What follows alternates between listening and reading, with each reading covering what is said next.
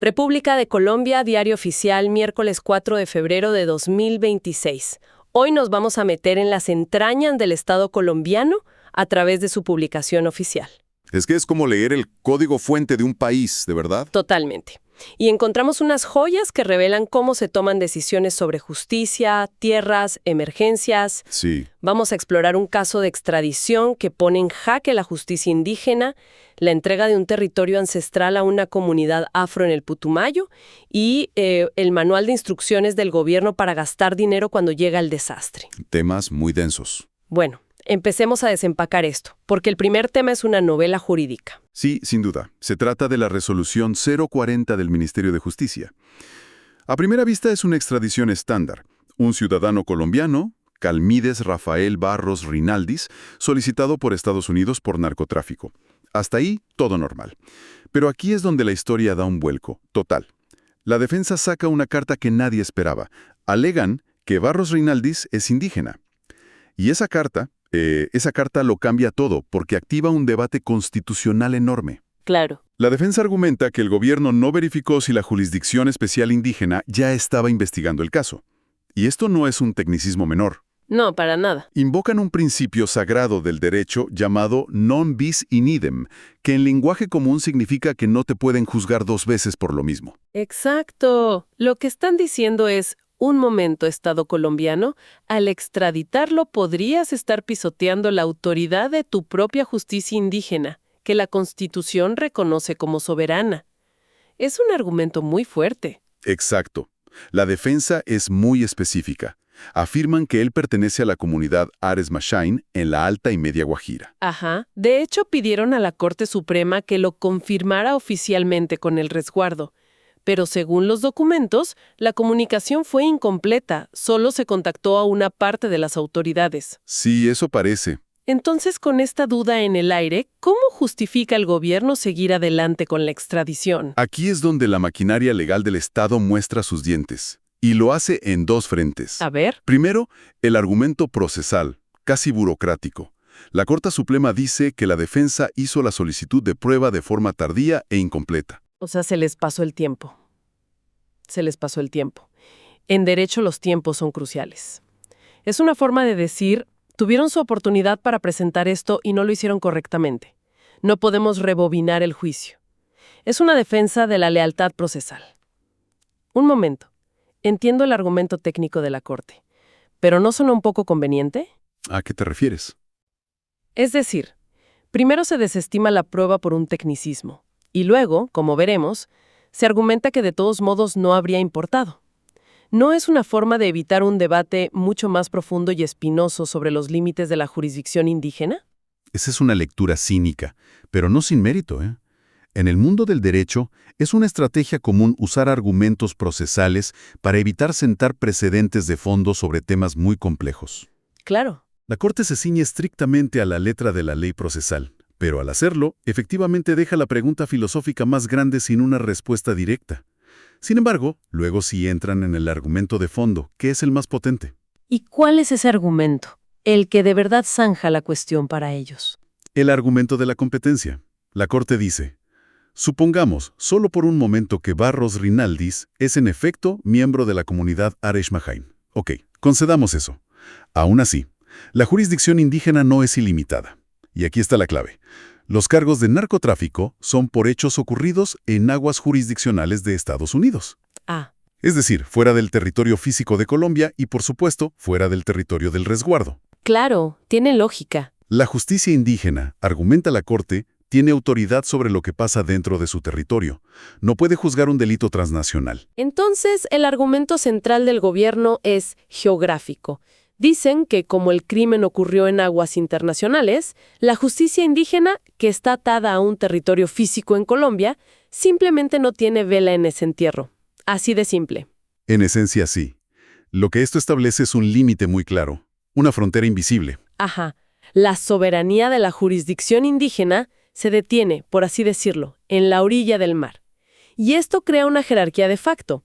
La justicia del Estado-nación, con sus tratados internacionales, se impone. Se impone sobre la justicia comunitaria cuando se trata de delitos que cruzan fronteras. Exacto. El precedente es enorme. Esto podría afectar no solo futuros casos de narcotráfico, sino también delitos ambientales, financieros o de trata de personas que involucren a miembros de comunidades indígenas, pero que tengan una dimensión global. Bueno, dejemos este tema de conflicto sobre el territorio y la jurisdicción para pasar a uno de reparación histórica, también centrado en la tierra. Un cambio de enfoque total. Sí, porque mientras la justicia limitaba una jurisdicción en La Guajira, la Agencia Nacional de Tierras estaba ampliando otra, en el Putumayo. Nos encontramos con la resolución 22551-00377-1096. Y esta resolución es un documento que representa la materialización de una lucha de décadas. A través de ella se adjudican oficialmente 2 enormes terrenos baldíos, los predios El Descanso y La Esmeralda, a nombre del Consejo Comunitario Petronio Álvarez de Puerto Limón. Y esto es importante, no es un simple traspaso de propiedad. Para nada. Se hace bajo la figura de Tierras de las Comunidades Negras, un mecanismo legal potentísimo creado por la Ley 70 de 1993. Hay que detenerse en esa ley un momento.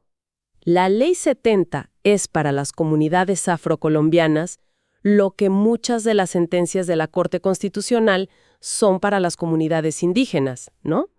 Es el reconocimiento legal de que su cultura, su identidad y su supervivencia están intrínsecamente ligadas a un territorio colectivo. Es así. Exactamente. No se les está entregando tierra para que la dividan y la vendan. Se les está reconociendo un derecho ancestral sobre un territorio que han ocupado y trabajado colectivamente. Claro. Por eso el proceso es tan meticuloso. La resolución detalla todo el camino. La solicitud de la comunidad, las visitas técnicas de la agencia, los levantamientos topográficos para definir los linderos con una precisión milimétrica. Es un proceso que busca blindar jurídicamente a esta comunidad. Totalmente. Blindarla contra futuras invasiones o disputas. En el documento se menciona varias veces a la Corporación para el Desarrollo Sostenible del Sur de la Amazonía, Corpo Amazonia. Para quien no lo sepa, es la máxima autoridad ambiental en esa región. ¿Qué significa su participación aquí? Muy buena pregunta. Quiere decir que esta adjudicación de tierras viene con responsabilidades ecológicas para la comunidad. Absolutamente. Y ese es un punto crucial que a menudo se pasa por alto. No es solo un «aquí tienen la tierra», es un «aquí tienen la tierra» y deben gestionarla de forma sustentable. Entiendo. Corpo Amazonia entra para asegurarse de que los linderos de estos terrenos respeten las fuentes de agua, las rondas hídricas y los ecosistemas frágiles del Putumayo. O sea, es un título con condiciones. Es, en la práctica, un título de propiedad con una cláusula de custodia ambiental. La comunidad se convierte no solo en dueña, sino en guardiana oficial de ese territorio amazónico. Es una perspectiva fascinante, la propiedad colectiva atada a la responsabilidad ecológica. Así es. Bueno, pasemos ahora de la construcción de país desde la tierra a la preparación del país para la crisis. Sí, de la selva a los escritorios.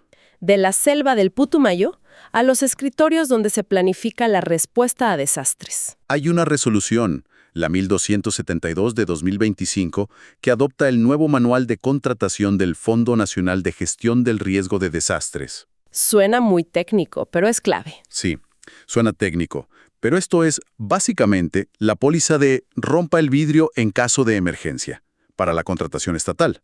Es la analogía perfecta. Pensemos en Colombia, un país atravesado por fallas geológicas, con 2 océanos, volcanes activos y un clima propenso a fenómenos extremos. Sí, la amenaza es constante. La pregunta no es si habrá un desastre, sino cuándo y dónde. Este manual es el libro de reglas para cuando el caos golpea, y su principio rector es la agilidad. ¿La rapidez? La rapidez. Establece que en una situación de desastre o calamidad, los contratos del fondo pueden saltarse buena parte de la burocracia de la contratación pública y regirse por las normas más flexibles del derecho privado.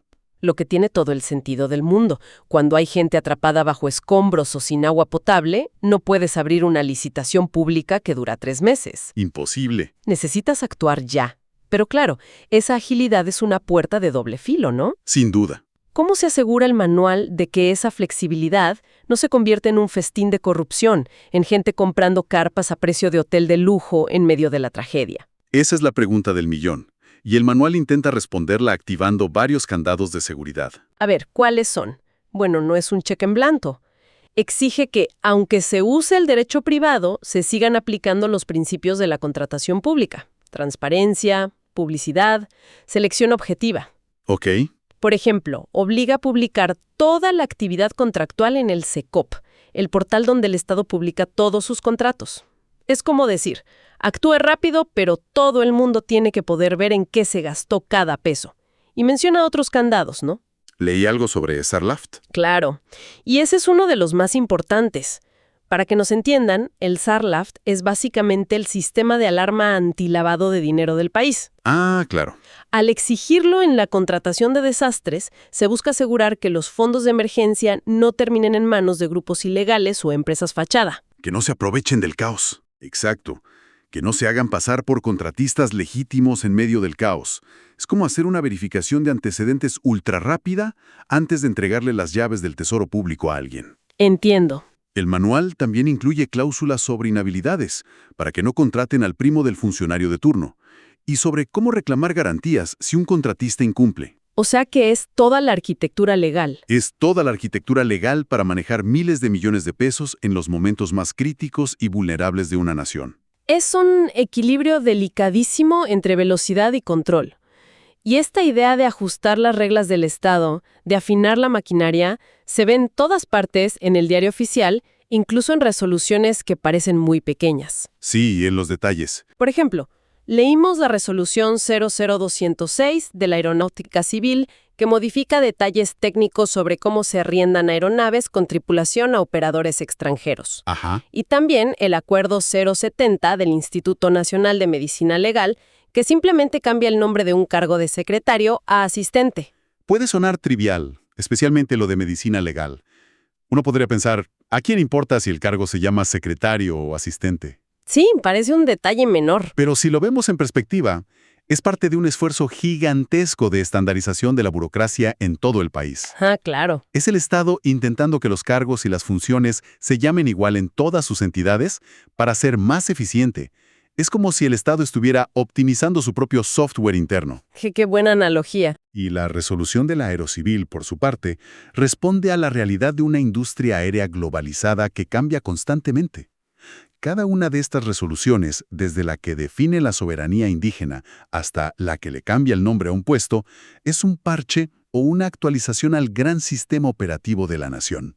Claro. Al final, cuando uno junta todas estas piezas del diario oficial, el panorama es revelador. Vemos a un Estado que opera en múltiples dimensiones al mismo tiempo. Sí, es abrumador. En un solo día, está negociando con otras naciones sobre los límites de la justicia. Está intentando reparar deudas históricas con sus comunidades étnicas. Se está preparando para la próxima catástrofe natural. Y a la vez ajustando los tornillos más pequeños. Y, simultáneamente, está ajustando los tornillos más pequeños de su propia burocracia interna. Todo esto nos lleva a una reflexión. Si un solo día en la vida administrativa de un país revela esta complejidad abrumadora, ¿cuál es el verdadero alcance de las miles de decisiones que se toman a diario y que, aunque son invisibles para la mayoría de nosotros, están constantemente moldeando la realidad en la que vivimos?